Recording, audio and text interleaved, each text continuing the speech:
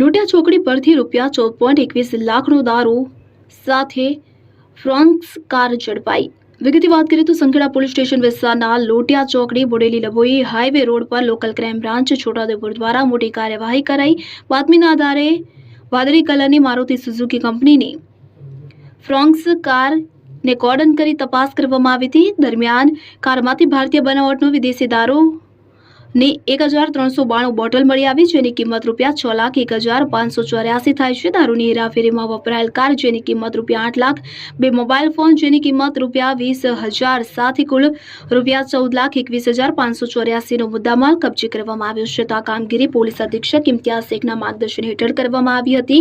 દારૂબંધી કાયદાનો કડક અમલ કરવા જિલ્લા પોલીસને સૂચના આપવામાં આવી હતી, જેમાં પકડાયેલ ઇસમ શૈલેષભાઈ ધાણકાભાઈ રાઠવા રહેવાસી ખડકવાડા, તાલુકો જિલ્લો છોટાઉદેપુર કાયદાના સંઘર્ષમાં આવેલ એક બાળ કિશોર તાંગે સંખેડા પોલીસ સ્ટેશનમાં પ્રોહિબિશનનો ગુનો નોંધી કાયદેસરની કાર્યવાહી હાથ ધરવામાં આવી છે। ઇમરાન મિર્ઝા, છોટાઉદેપુર।